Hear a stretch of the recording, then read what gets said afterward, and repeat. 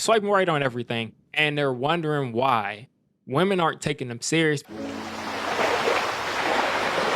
So sometime in the last 20 years, we all got together as a society and said that we'd like the dating experience to resemble the experience of going in an app and buying a burrito. Now, if we treated people the way that we treat people on dating apps, the same way that we did in real life, people would say that we got some serious screws loose. Like, imagine going into a room full of people and them lining up and you swiping left or right to decide if you want them to stay or not. Wouldn't that be so crazy if we did that?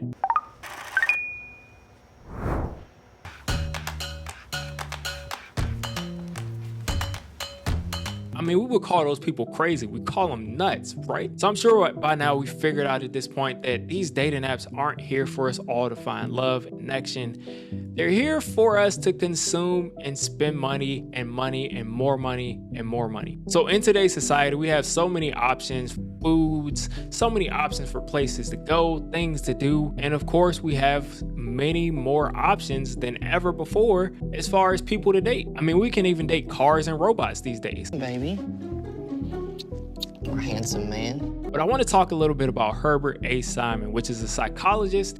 He introduced satisficing sometime in the 1950s. And essentially what that is someone that is making a decision based on what fits their core priorities for what they want out of the situation. They're not expending a large amount of energy on that, and they're happy with their decision and they move on. Now, another scientist about 30 years after, maybe 40 years after, came out with the exact opposite of that, which is a maximizer. Now, a maximizer is someone that's always looking for the best option. They compare everything that they have to everyone else. They take a long time to decide, and even after they make their decisions, they're still racking their brain figuring out, man, I shouldn't have made that decision. I should have done something else. And the loop goes on and on and on and on. So doesn't that sound like we have a society full of maximizers at this point? Like, it just seems like we have a society full of maximizers. And I really blame social media because everyone feels like they have all the options in the world. So why should I settle for what's right in front of me? So yeah, a lot of the social media that we're on and a lot of these dating apps specifically don't incentivize finding a connection, building a match, getting off of the app. Why would they want you to get off the app? People, just think about it. They don't incentivize that. They incentivize the dopamine hits that you get every time you get a match. When you find that match and they don't look as good as the pixels that you saw online, guess what? You can always find somebody much better. And I know a lot of people are saying, yeah, this is exactly what I'm going through. Everybody expects me to be perfect. But have you thought about yourself? A lot of people have what they call icks. And it started off with women that have icks, but at the end of the day, everybody kind of has icks, which are small things that people do that people just don't like, where they immediately disqualify that person. Like, some people have an ick that these people have made lists of icks. There is nothing more icky than watching a guy walk out of Starbucks with a Frappuccino in his hand, like sipping on his green straw. Oh my gosh. Order a black Americano like a man.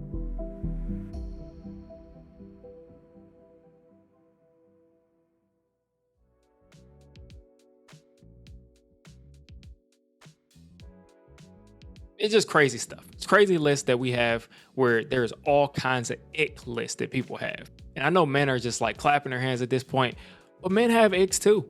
I've had people tell me, I stopped dating her because her fingernail was chipped, her nails were chipped.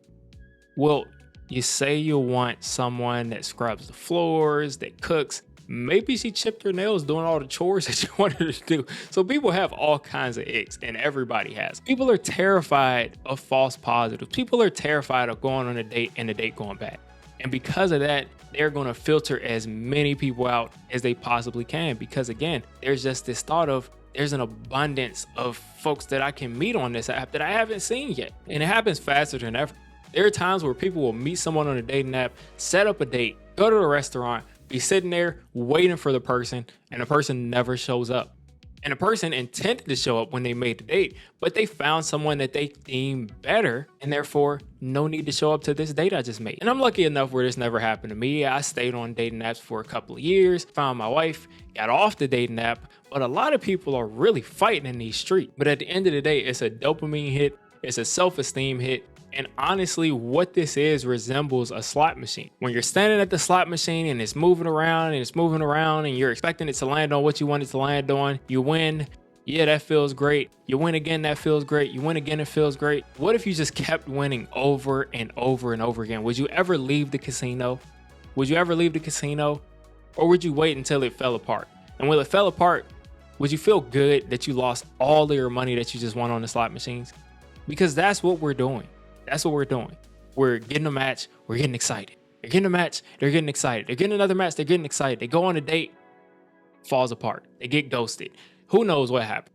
It's very similar to a slot machine. It's very similar to a casino. They're playing on all of the primal things that humans have in their brains, and they are just cashing in on people just looking for that validation, that self-esteem hit, that dopamine, that shot of dopamine that people are just craving. It's monetizing your loneliness. It's monetizing your craving for connection. And they don't want you to get off the app. Again, why would they want you to get off the app when you're paying them buku money? You're paying them hundreds of dollars every month or every couple of months to be able to get more swipes, to be able to get all these perks on the app. And it really starts to remind me of a lot of games that are around right now where they're just full of microtransactions.